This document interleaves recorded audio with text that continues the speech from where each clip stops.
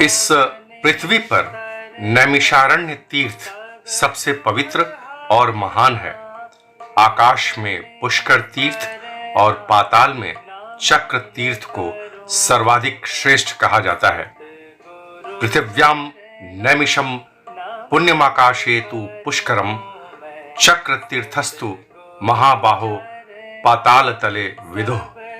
यही नहीं, यह नैमिष तीर्थ तीर्थों में भी उत्तम और अन्य क्षेत्रों में भी उत्तम क्षेत्र है। यह समस्त तीनों लोकों में विख्यात है। यह भगवान महादेव शिव का प्रिय स्थान है तथा समस्त पाप तापों को दूर करने वाला है। इतना ही नहीं, पृथ्वी पर जितने भी तीर्थ हैं वे सारे तीर्थ नैमिषारण्य में ही विद्यमान हैं।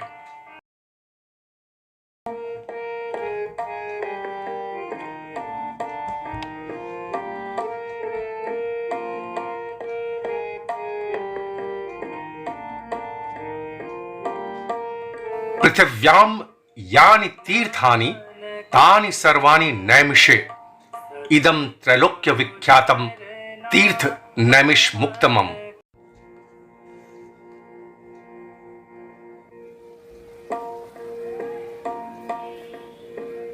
नमन करूं मैं सतगुरु चरना, नमन करूं मैं सतगुरु चरना, सब दुख हरना भवने स्तर। नैमिष तीर्थ तो भुक्ति और मुक्ति दोनों ही देने वाला है। यह सभी तीर्थों के फल को प्रदान करने वाला है।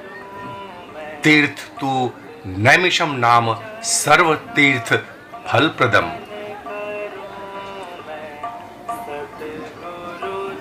नैमिष तीर्थ की इतनी बड़ी महिमा है कि जो व्यक्ति तीर्थ के लिए यदि घर से जाने के लिए प्रस्थान कर देता है तो उसके आधे पाप तो उसी समय नष्ट हो जाते हैं।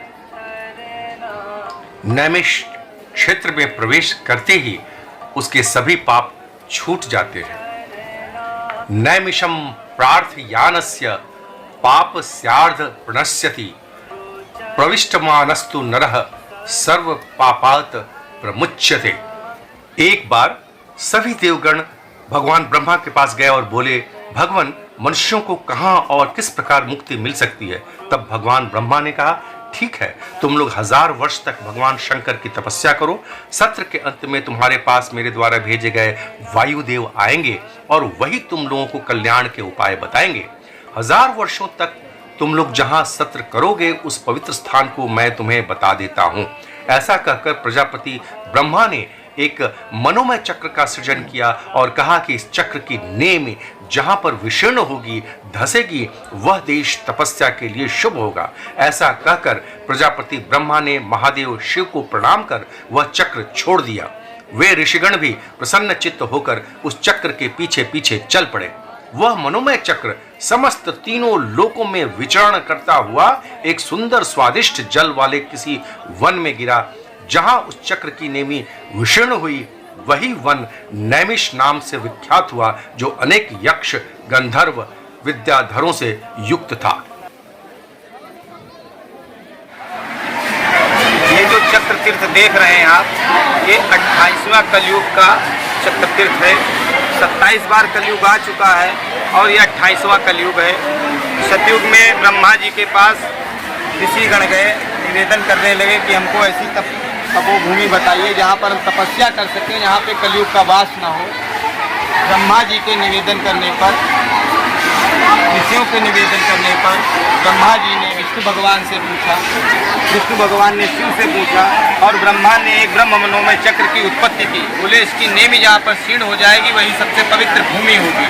वो नेमी यहाँ पर चक्र तीर्थ माँ ललिता देवी का मंदिर, जो दक्ष की पत्नी सती जी थी, उनका यह हवन कुंड था, उसी में नेमी गिरी और माँ ललिता जी का हृदय अंग यहाँ गिरा है। हृदय ललिता देवी, उदरे शूलधारिणी। हृदय जो होता है वो ललित होता है, इसलिए ललिता देवी नाम से विख्यात शक्तिपीठ हुई।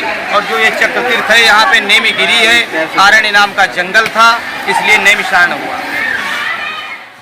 According to the Hindu mythology, anyone willing to complete the Panchdham Yatra, that is, journey of 5 main religious Hindu places, must visit Neemsar or Naimisharanya, an ancient religious site in Sitapur district of Uttar Pradesh.